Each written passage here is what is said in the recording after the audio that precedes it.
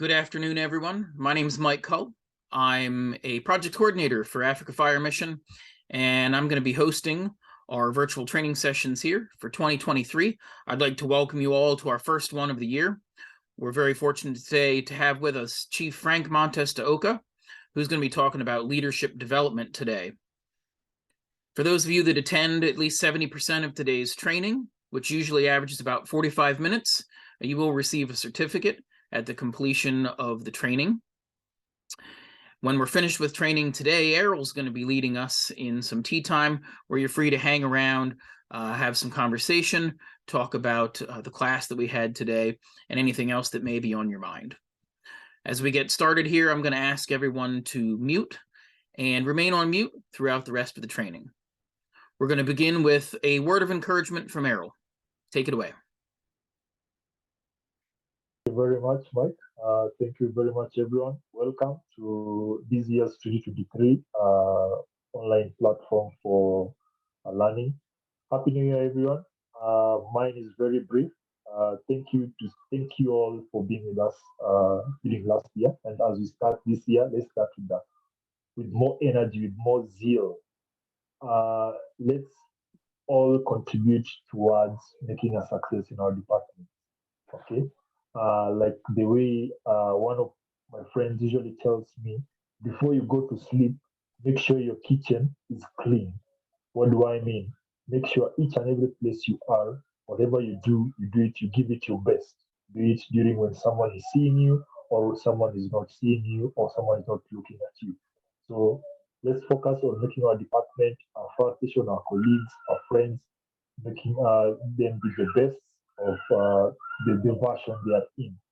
So enjoy the session. Welcome everyone once again. Happy New Year, and over to you, Mike.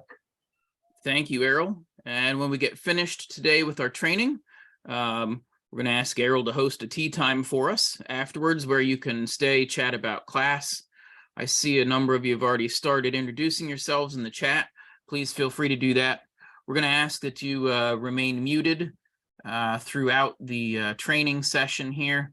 We're going to try something a little bit different this year, and I'm going to be muting everybody. Frank, if you could try to unmute yourself and see if you can do that. Yep, very good. So we're all set on the technical side. We're going to turn it over to Frank and lead us in our class today. Thanks, Frank. Thank you, Mike. Hello, everyone. I'm calling you from North Carolina. It's a small state down in the south end of the United States. And I'm going to try to share my screen now so I can bring up today's lesson. Where did it go? Okay, it's right here. Is everyone seeing that, or is no one seeing that? We've got it, Frank. You got it? Yep. Very good. Okay. Well, once again, thank you all for taking time out of your busy days to learn a little more about leadership. I'm certain that we have several natural leaders in our midst today, and we have others that are developing. And so I would just like to share some information with you and hopefully answer any questions you might have, and we will move from there. Let me share the next slide and talk a little bit about what we'll cover today. One thing I have learned from the last two sessions that I spoke at was to slow down my speaking. I know we all share the same language, but sometimes my accent or your accent is a little difficult to decipher, so I will try to slow down a bit. That was one of the questions I had several times last time. So if I start to speed up, please someone chat me or Mike throw something at me and get my attention, and I will slow down a bit. So today, I want to start off with telling you a story, and I'll start that off in just a few minutes. I think it's good to kind of give you a little background of where I'm coming from so that we all kind of learn at the same level and we all share the same information in that respect. Then we're going to review the 5 traits of good leadership. If some of you are with me in August, we talked about 5 traits of good leadership. And in our own right, we are all good leaders. We are leaders either in our home, in our business, in the department in which we work. We may be leaders in our church. And so we share some of those same traits, and I'll go over those and share some of that. And then we will talk about incorporating these leadership skills into team building. And then lastly, if there are any questions that I can clarify or Mike can clarify, by all means, I'll be here for a few minutes afterwards, and we can do that as well. So if there are no questions, I will go ahead and start off with my story. And the only reason you see the Sunoco sign in the bottom left-hand corner is just to let me remember how my story started on my journey to being a leader. I was working I just graduated from high school. I didn't know what I wanted to be. My father was a truck driver. My mother worked for the postal service, for the mail service. I just graduated. I didn't really know what I wanted to be. So I applied and started working at a gas station or a petrol station. My duties were usually 11 in the evening until 7 in the morning. And I spent the time repairing tires and changing tires, filling up gas tanks and things of that nature. And a friend of mine from my old neighborhood stopped in to get some gas one day as I was getting ready to leave. And we started talking and sharing information about the old neighborhood. And he said that he was a fireman. Back then we used the term fireman. Today, probably the more common name is firefighter. And he said he was a fireman at a local fire station down the street, maybe 2 or 3 miles down the road. And he told me all the things, and it sounded pretty interesting of what he's involved in. And but I still wasn't quite sure until he told me that we get to work for one day. We're off for 24 hours, and then we're off for 2 days. Well, at the time I was living in Florida, near Disney World, near Orlando. And if you know anything about the geography of Florida, you'll know that it's surrounded on 3 sides by the ocean, by water. And I thought, what a great deal. I could work for 1 day on, and then 2 days I could go to the beach. It was only about 30 minutes away. And I thought, that's a great deal. I was 18 at the time. And so I decided to apply to be a fireman. And when I did, I met this gentleman here. This picture is about 50 years old. Willard Harold Mayo was my first trainer. He was my first leader. He was my first mentor. He was my first friend in the fire service. He was the fire chief of the small department that I applied for. And he asked me 3 questions, and I'll repeat them at the end of this class or the session, because it kind of ties things together. He asked me 3 questions, and this was the total of my interview. Do you drink? Do you smoke? And do you read the Bible? And I thought those were, even at my age, I thought they were kind of strange questions to ask for an interview to be a fireman. And I answered the question. I said, I don't drink. I was 18, and at the time you had to be 21 years old to drink. I didn't smoke, although my family were smokers. I didn't smoke myself. And I was familiar with the Bible. I read the Bible. I was active in my church at the time. And so after answering those questions, he said, great, you're hired.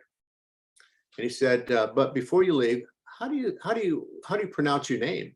And I said, it's Montes de Oca.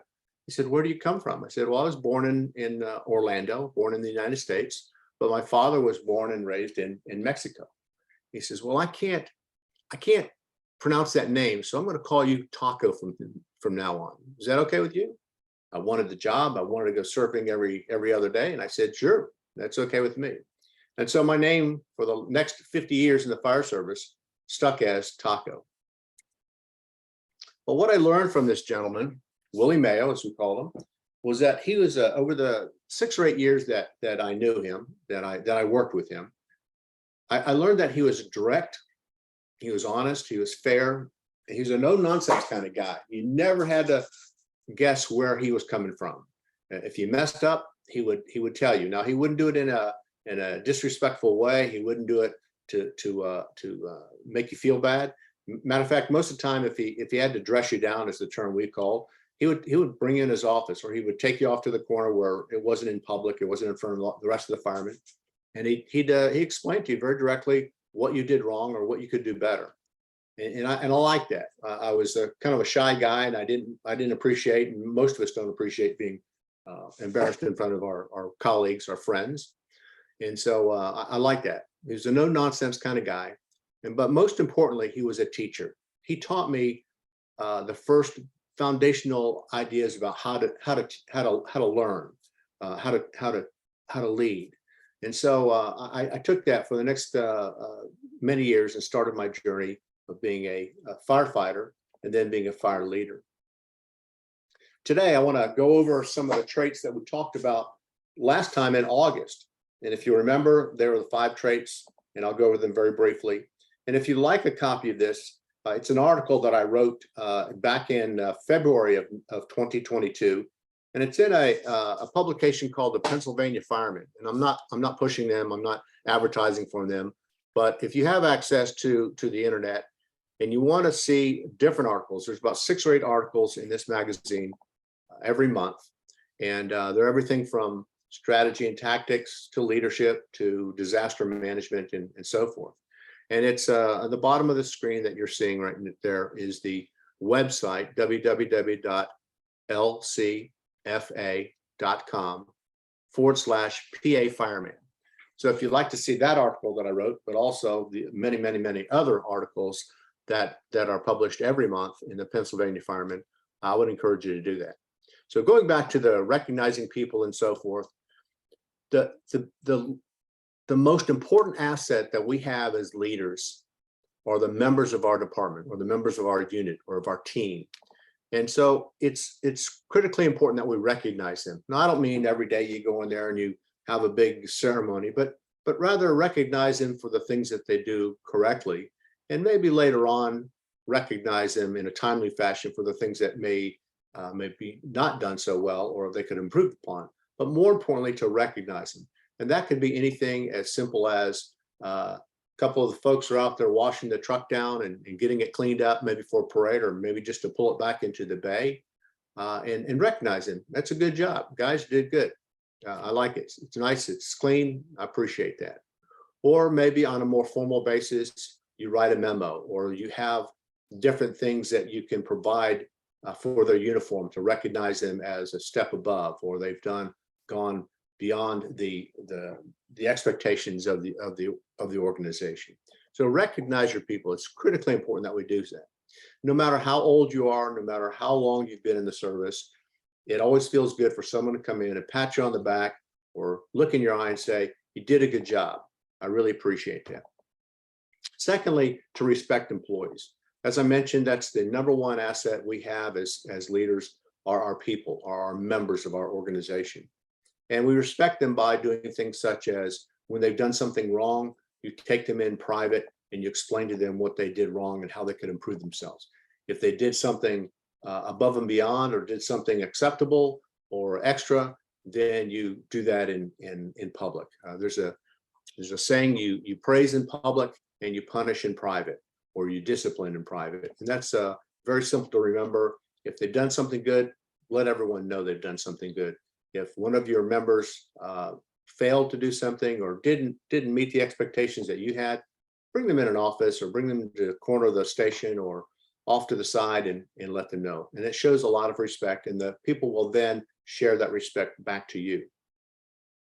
It's critically important. It's very crucial that we communicate effectively with our folks, whether we are writing memos or whether just making sure that we get the word out to our people, whether we make sure that there's a newsletter that goes out on a regular basis, whatever the way that you want to communicate with your folks, make sure you do that effectively, as effective as you can.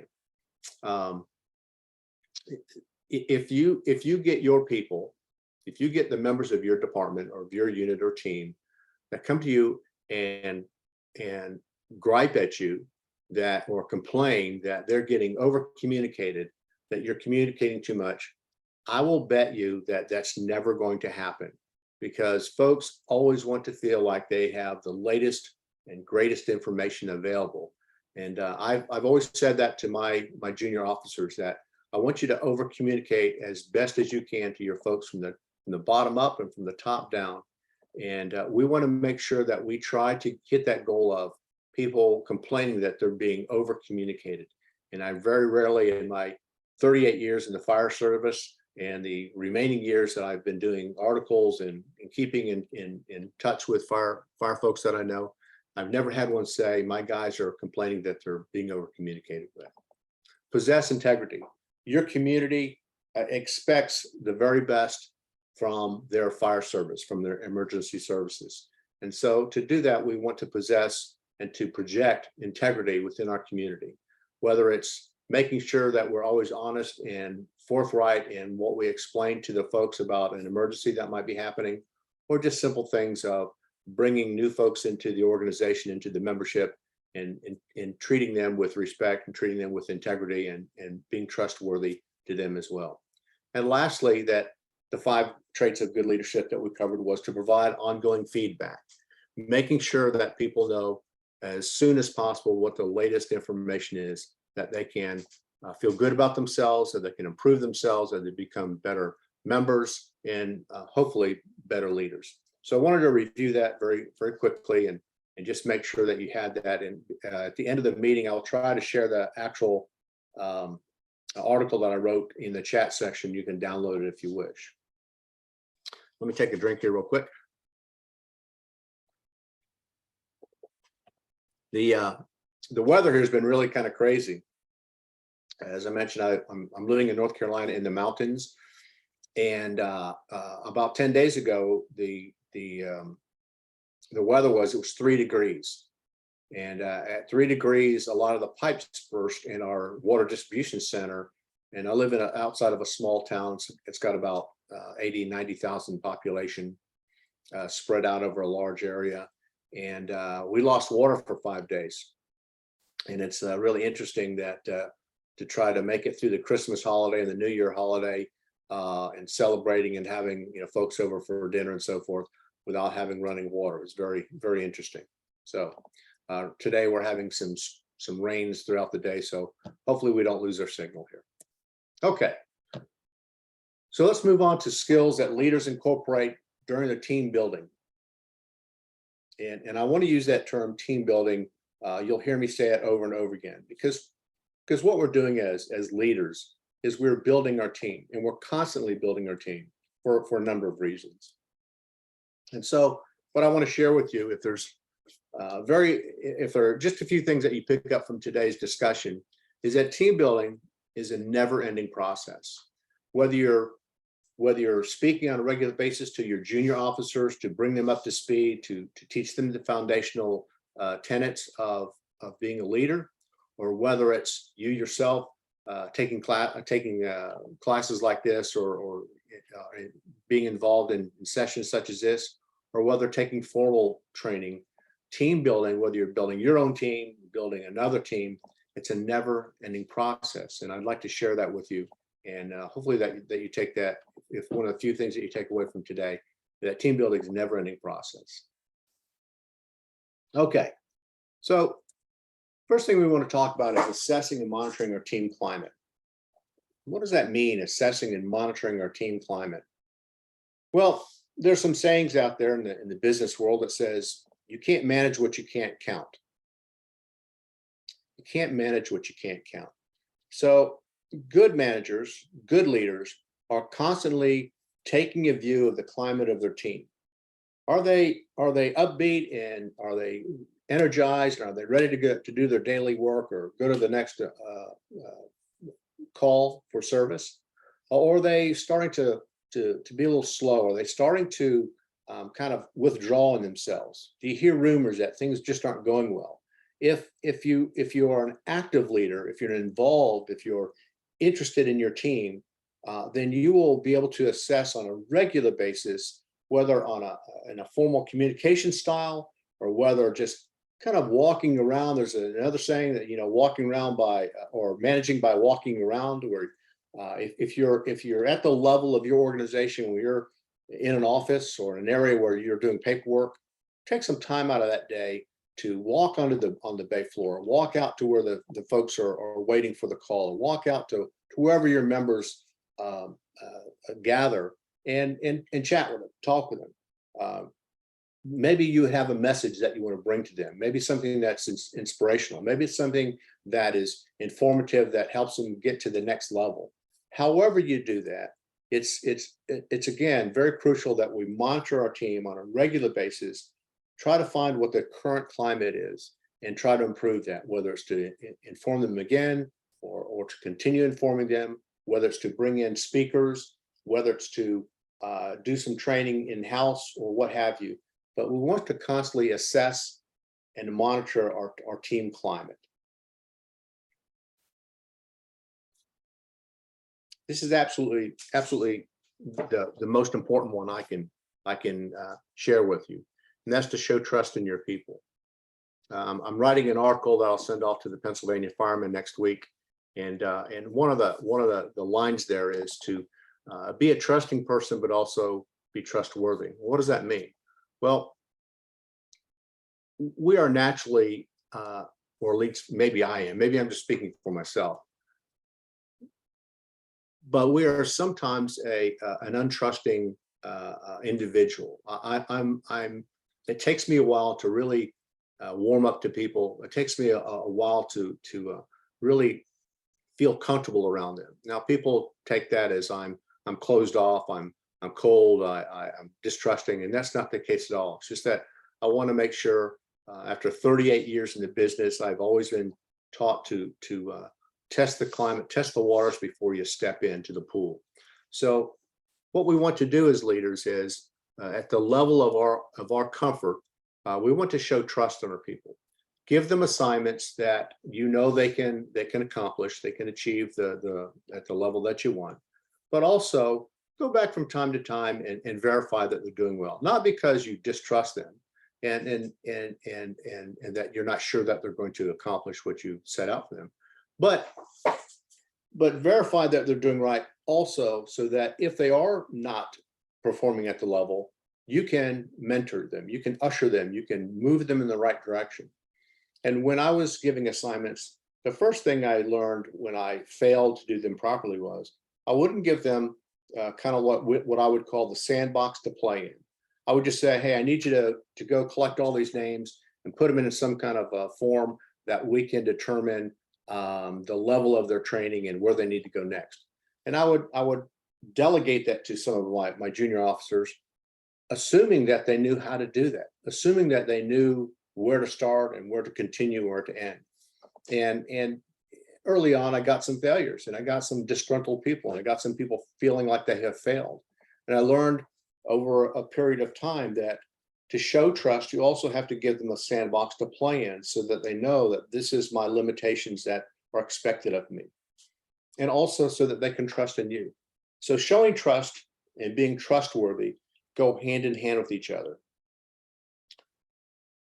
Trust is like a checkbook. It's like a balance that you have in your account, whether that might be your home budget or your station's budget.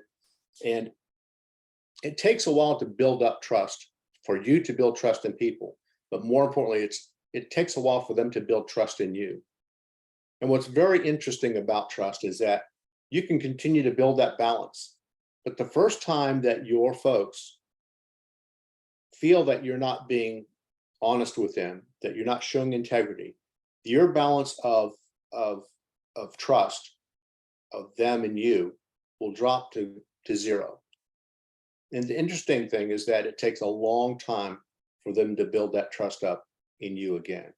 So one of the most critical things I would say as a leader is, while you're monitoring and assessing their climate, while you're making sure that they're giving the information and they're giving the tools to do their job properly.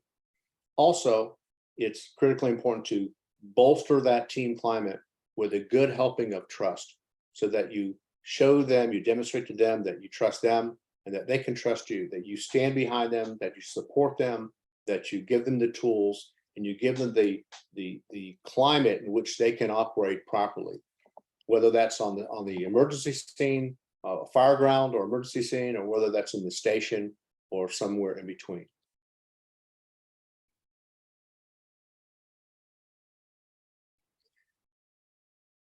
In the conversation that we had in August, we talked about respecting our members, respecting our people.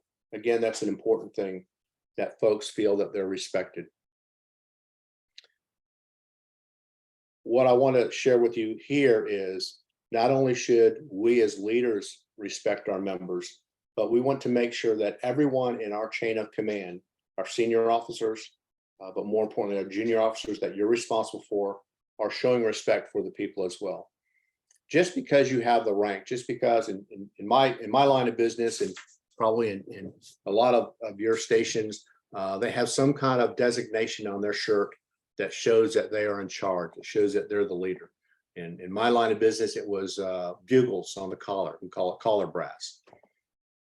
And I used to watch folks when I was a junior officer. I used to watch my senior officers, some that were brought in and maybe didn't have a formal training, or just their mannerisms, their personality was such that when they got into a discussion with a junior member, and they're trying to explain to them what they wanted to have done, and the junior member was not only not sure what they wanted to have accomplished, but also they weren't quite sure they agreed with where this assignment was going.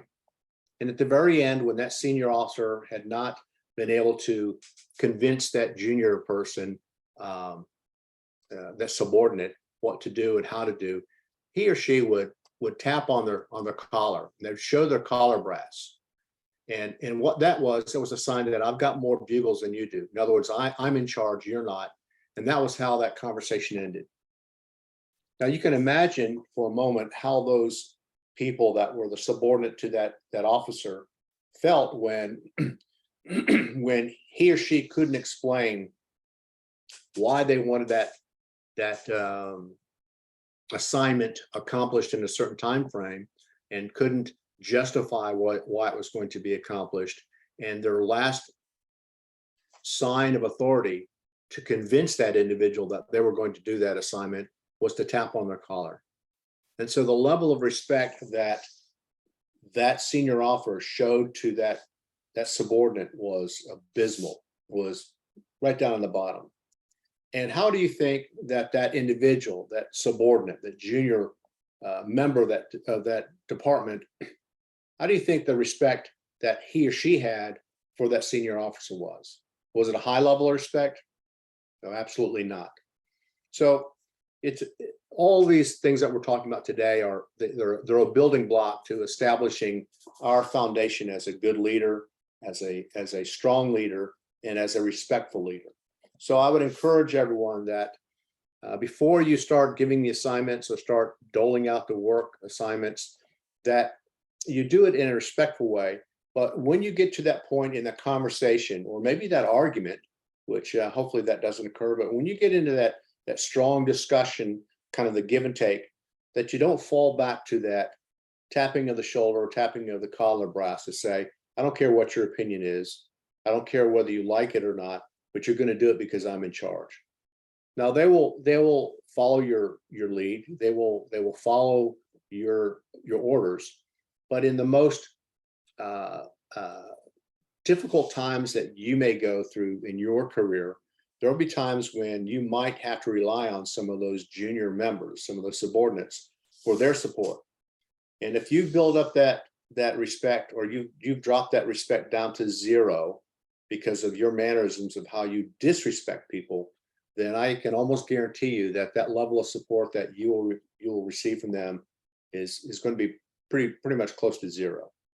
So we're not only building our own level of leadership capabilities, but we're also making sure that we have a respectful team that is showing respect and concern for everyone at all levels in all directions.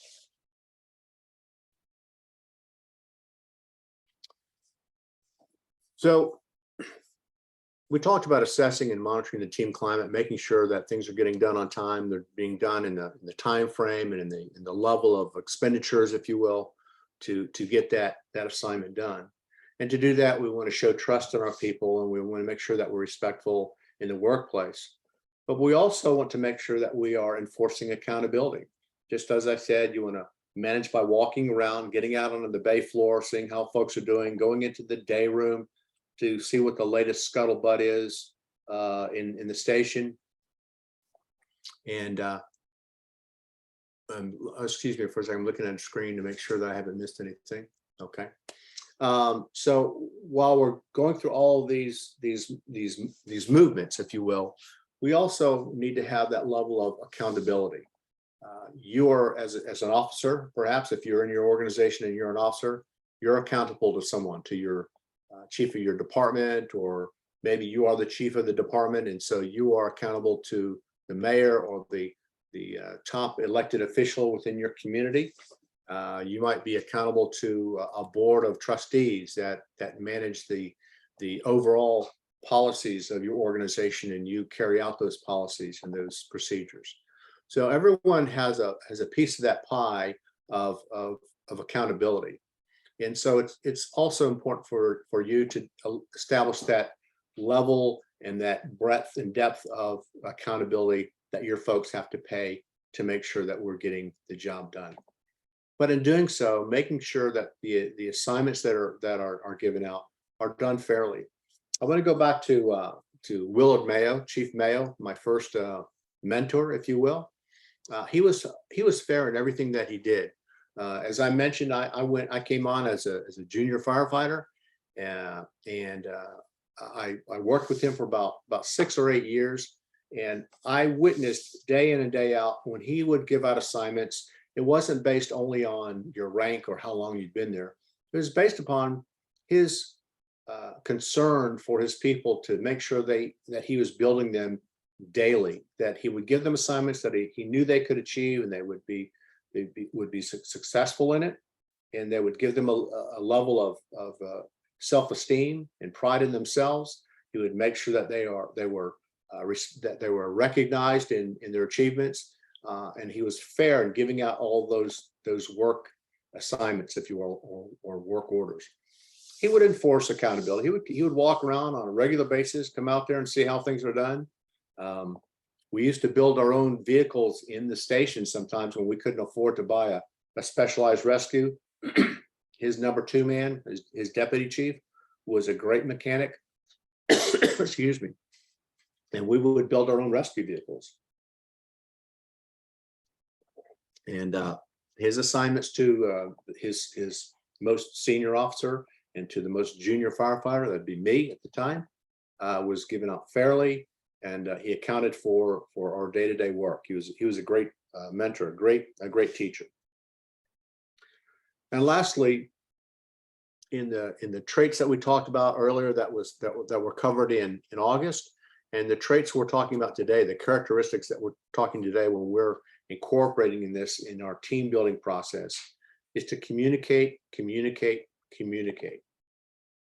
If you look at the things that we're talking about today, assessing and monitoring, showing trust in our people, showing respect for them, and enforcing accountability when we assign assignments to our folks, we're communicating with them on a regular basis. We're making sure that everyone has the information that they need to be successful. We want to make sure that when we're communicating on the fire ground or on the emergency scene, that everyone has the information of what the danger level is there, what the next assignment to extricate the patient from the car, whatever it might be. We're communicating.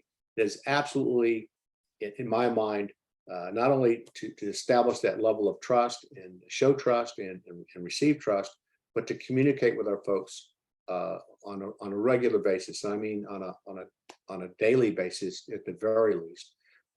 The last assignment I had in the fire and emergency services, we started a daily blog, if you will, and all the senior officers were required to go in there and just add. It could be just a couple of sentences. If my EMS, my emergency medical services manager, if she was working on a project of new skills on assessing patients, she would type in a couple of sentences. We're talking with Dr. Smith, and he's got a couple new techniques of assessing patients. It's called whatever it was, XYZ, and we'll be doing some training on that later on, just to keep people informed of it. I had a fire marshal in my department, and he would keep our folks up to speed or up to the level of what he's looking at. Are there any arsonists in the area that we're concerned with? The building fire that we went to. Here are some things that we saw were done very well when maintaining the criteria, maintaining the information that we found there. And here's some things that I'd ask y'all out there in the field when you're putting out the fire, not to disturb, so I can look at the clues and look at the evidence to make sure that the fire was accidental or arson or somewhere in between. So I wanted to make sure that everyone in that department communicated at all levels. We allowed our folks at the junior level, if you will, to communicate, to ask questions. So if you have access to that ability in your department or in your community, I would encourage you to have a daily log, maybe a newsletter, bring it out once a month. And I found this kind of comical, and I learned it from one of my subordinates. He said, you know, boss, have you thought about putting your newsletter in the bathrooms, in the stalls where folks are doing their business? And I thought, oh, that's kind of odd. He says, well, everyone does it, and everyone's there, and it gives them something to read while they're in there. And so we started putting the weekly newsletter into the stalls so people could read them and be informed. We found that oftentimes on the bulletin boards, the first guy to read it, he would snatch it off the bulletin board so he could read it himself and would forget to put it back up on the board. So we made sure that we over communicated. Although, as I said in the beginning here, very rarely did we have anyone. Matter of fact, I don't think I've heard anyone say, you know, boss, you're over communicating. We don't want to hear anymore. They would always say, hey, we want more information. Everyone on this green earth wants to be in control of their life. They want to be in control of the outcomes that they can contribute to. So to do that within the confines of what we're doing, how we're leading, how we're managing our department, is to communicate with them, to give them information so it helps them to feel that they are in control, more control of their life. So we want to also manage and share expectations. The last one I will tell you about is that, as I said before, I was in the business for about 38 years on a formal basis. I started out in Orlando. If you're familiar with Mickey Mouse and Walt Disney World in Florida, that's the area where I started in Central Florida. I worked there for 25 years. And during that time, as a result of the training and the team building skills that I learned from Chief Mayo, my first mentor, I was appointed as the Chief of Emergency Medical Services. Now, prior to that, I was a member with Chief Mayo of a 30-person department. Shortly after I arrived, about 6 years after I arrived there, the county where this department was consolidated, all 15 departments in that area. So I was a member of a 30-person department on one day, and literally the next day, as this kind of worked over several years of building and developing, I became a team member of a 750 member department. Today, it's about 1,250 member department, about 45 stations. And I was a very young officer, and I became the EMS chief. And I will tell you that I was very inexperienced. I had some tools that Chief Mayo gave me, but I expected that because I was the boss that people would follow me, and that's not the case.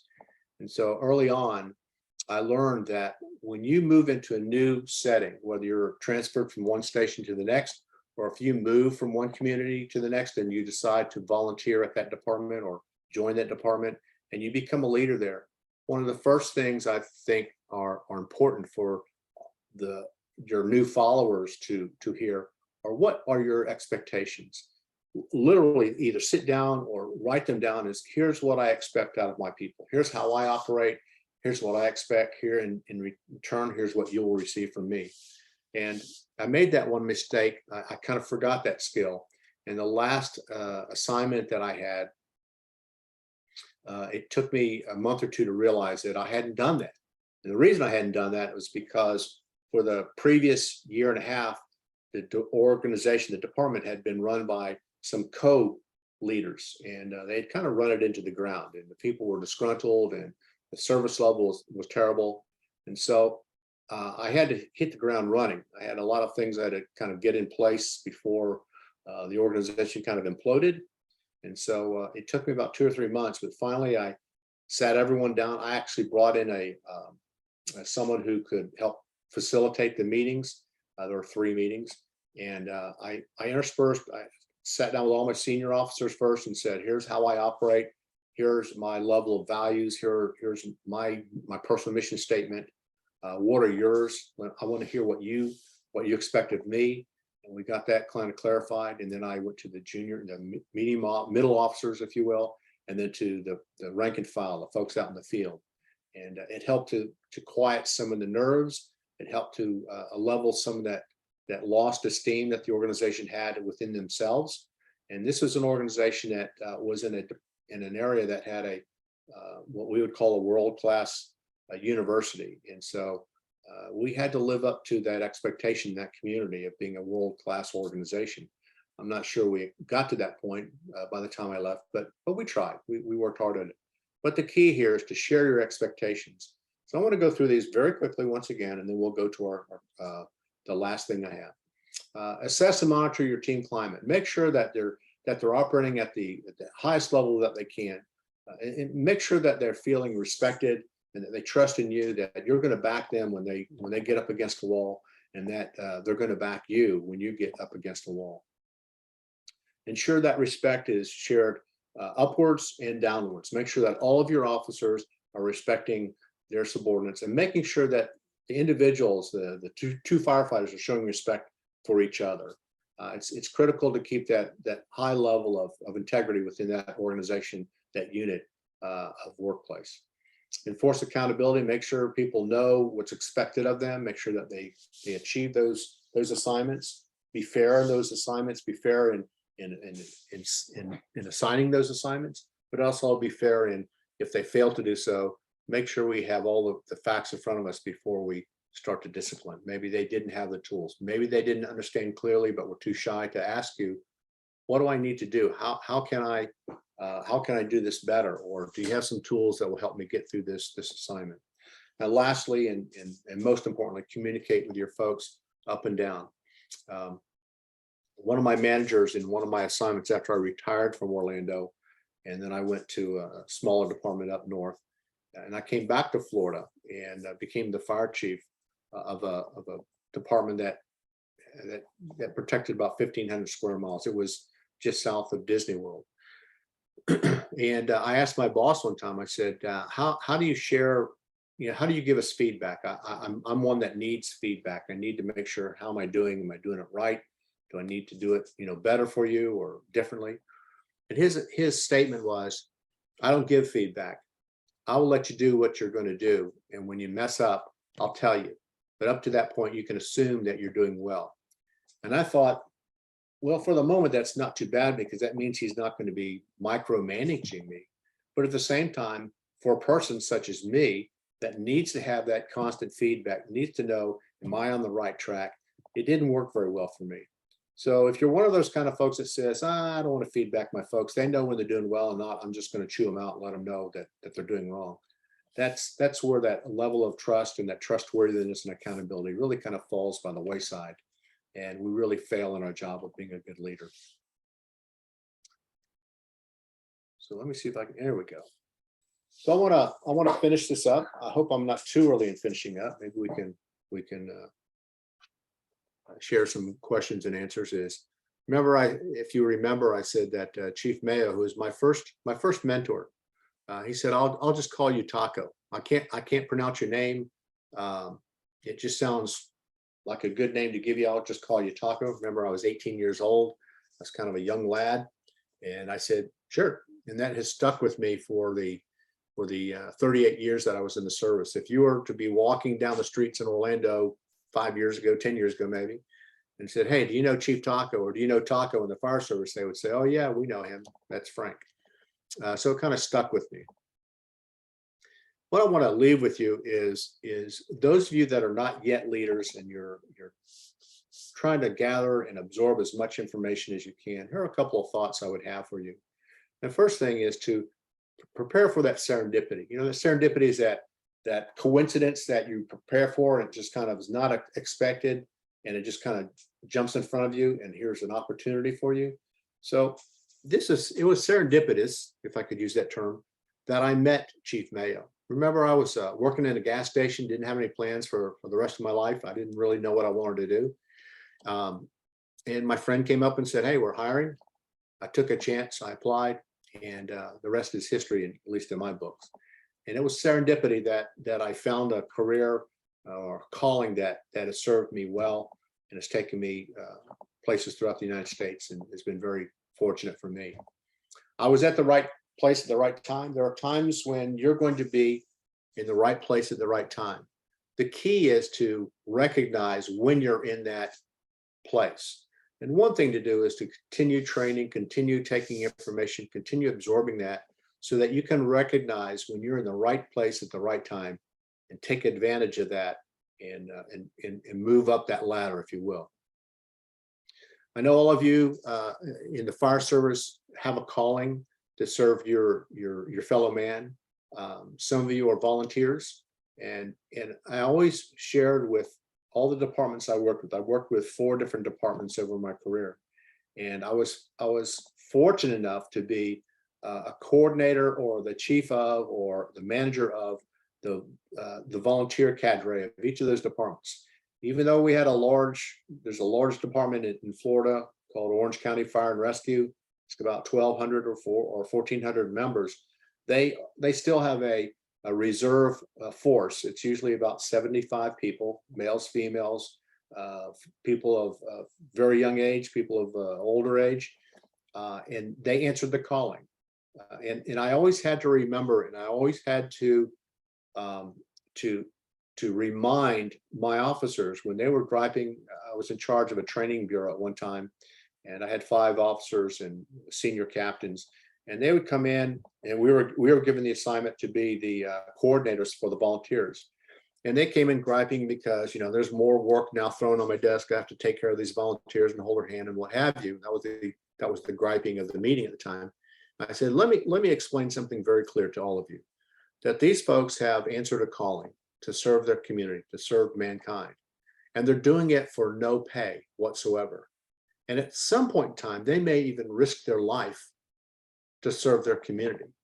Can you imagine risking your life, giving your life for a community without anything other than maybe a uniform shirt or maybe a badge on your pocket or what have you? So answer the calling, whatever that might be. And lastly, the thing that has helped me throughout my whole career is to find a mentor. Now, my first mentor was Harold Mayo, the gentleman that you see bottom left-hand corner of the screen. We called him Willie. We loved the guy. You knew exactly where you stood when he was talking to you. He was fair. He was pretty strict in some occasions, but he was always fair. You could literally eat off the bay floor. Every Saturday, we would wash and wax that floor. Every time that fire truck came back into the bay, we would wash it, whether it was raining. And in Florida, it rains a lot. Every time it came backed into that bay, it was washed and dried. So he was a pretty staunch, working kind of guy. He lived by that saying, if it moves, you salute it. If it doesn't, you paint it. And so we would live by that. And so he was my mentor. And then when I moved on from that small department into that larger department I mentioned, I found another mentor as I was going through my senior level officers training. I found an instructor at the National Fire Academy outside of Washington, D.C., who had been my mentor for 2 decades. And so mentors are forever. Find it no matter where you are in your organization, whether you're the chief of the department or whether you're the first firefighter walked in the door and you're the junior firefighter there. Find a mentor. Find someone that will tell you what you need to know rather than what you want to hear. Make sure they're honest with you. They're black and white with you. They can tell you what you need to know, and that they can kind of hold your hand through the process. Mentors are worth their weight in gold. So with that, hopefully I've covered some more of the information when you're building your team or you're continuing to team build. Some of the characteristics that good leaders will absorb and will take under their belt. And lastly is my Q&A. Mike, do you have any thoughts, or do we open it up for some Q&A, or how do we want to proceed from here? Yeah, that's okay. We've got a couple more minutes left, so let me change the permissions here and let everybody let folks unmute themselves. And okay, we should be all set. We can take a couple more, maybe 5 more minutes, and then we'll stop the recording, and then we'll move into tea time. And you're welcome to stick around, Okay. and we can cover some more questions then as well. Okay. Usually they're very quiet in the beginning, so. If you've got a question, I've you got can enter your questions in the chat. You can unmute. Hi, Frank. Hello. Yes. Hello. Good afternoon. Hello. Yes, my name is Collins. I'm a young health, safety, and environment engineer. Mhm. I would just want to find out, how do I start as a firefighter? What are the things I need to start in the beginning? Well, in your setting, I'm not familiar with your setting, but my sense is you have either a paid or a volunteer fire department within your community. It can be as simple as walking into the fire station, asking for the senior officer, and either they have an application process, or they may, it depends on how much they are in need of firefighters at the time. They may bring you on very quickly. Now, the key there is, how do you get the training to be a competent, safe firefighter? It depends on your community. Where I come from, there are state laws that require us to have so many years or so many hours of training to go through formalized training. In your setting, that may be the case as well. But those are just kind of the step 1, 2, 3. Did I cover some of what you're asking? Yes, 100%. But my question is that what are some of the courses I need to take, like practical courses I need to take so I can become a firefighter? I'm going to refer that back to Mike, because Mike, I don't know if you've gone over there yet on one of the missions. That you might have some more information in that. Yeah, I mean, that's specific to each country, depending on what country that you're in. I know in Kenya there are some training schools that are available that you can go and get some certifications, and the whole certification part is developing in a lot of countries in Africa right now. Some don't necessarily have the standards that they set up yet, but that's part of our work as well. So the first step really there is to reach out to that local fire company, that local station, that local fire brigade, and someone there can help you answer some of those questions as well. Okay, thank you very much. Yes. Anyone else? Hey, Mike. Hey, Chief Mike. Hello. How are you? Patrick from Kenya. Yes, sir. Just what mine is not rather a question, is just to tell the person where is he from?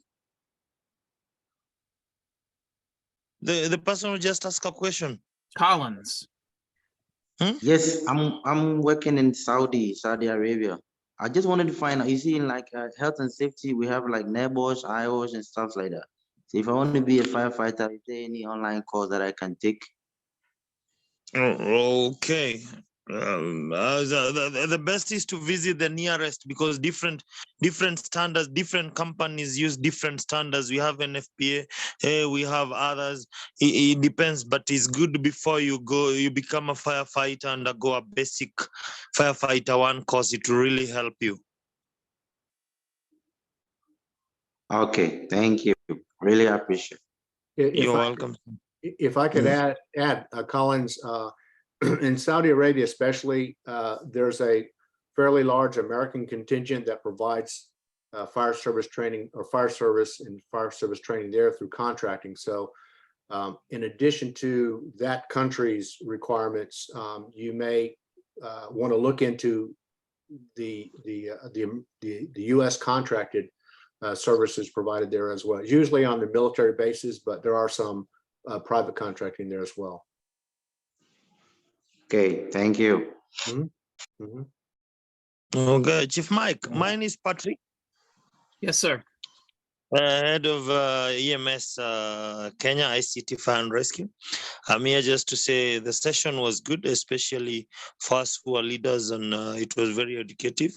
And thanks to the instructor of today, it has really opened up our session. And mine is just to say, with different aspects, is listen to the team and work with them. Don't work for them, work with them. That is a very key piece that I've seen working. If you work with them, you are with the team, because you need to be part of the team and see them through. If they have a difficult situation, don't just be swinging in a seat and having coffee in office. If they are training, be with them in the training. That will really help. Thank you. Patrick, that was excellent. Two things I would say to respond to that. One is I very rarely refer to my folks as working for me. I usually refer to them as working either with me or I worked with them, so that maintain that peer-to-peer, colleague-to-colleague level. And so it was often that people would question that, and I said, well, just because someone puts some collar brass on you doesn't mean that you're the leader automatically. You have to earn that respect. And so those are two things that I think you brought to the forefront. That's excellent. Thank you. I've got a question, Frank. Yes. You mentioned everybody should find a mentor, or at least someone should get a mentor. Mm-hmm. It's important to have a mentor. What are the qualities of a mentor that one should look out for? Okay. So a mentor, there are some folks that I hate to say this, make their living as being mentors, but I'm not speaking of those folks. What I'm suggesting is that within your work organization, whether it's your department or a company that you work with, find someone who, not necessarily the most successful, but someone who one, from a personality perspective, you're comfortable with, that you're comfortable speaking with them and they're comfortable speaking with you. And someone who is willing to share some time with you to kind of assess where they think you are and where you tell them you think you want to be. As I mentioned before, it was just serendipitous that my mentor happened to be my first fire chief. But my second mentor was a trainer. He was an instructor at the National Fire Academy.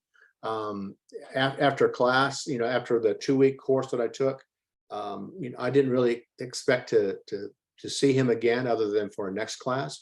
But he reached out and he said, hey, I like some of the conversations that we had in class. If there's anything I can do to help you, please let me know. And that was that being at the right place at the right time. And I gave it some thought, and it took me about a month or so, and I called him back. His name was Larry Ritzie. And I said, Dr. Ritzie, I need some direction in my department. It was moving faster than I could keep up. And so we had long conversations on the phone. And the next time I was up at the Fire Academy, he took time. I was not in his class. He took the time out of his day to come in, visit. We had lunch. And we just kind of spoke. We just talked so that we got to know each other a little bit, and it became a friendship that turned into a mentorship, or a mentorship that turned into a friendship. So there are no real qualifications to be a mentor. You want someone who's honest, who's going to be honest with you, that's going to tell you what you need to know or need to hear rather than what you want to hear. And when you mess up, you want someone who's going to say, hey, that's not really where you needed to go. Here's a better route to take. Someone that you feel comfortable in and you believe in him. So those are some of the guidelines, if you will, of mentoring. All right. Thank you. At this point, we're going to wrap up our official part of the training for today. I want to thank everybody for attending. I especially want to thank the chief for coming on here and sharing his experience about leadership development. I invite everyone to join us again next week. Please be sure to share the links with your other folks, and we'll get as many people as we can in here to this training. So we're going to stop the recording here and we'll move into tea time.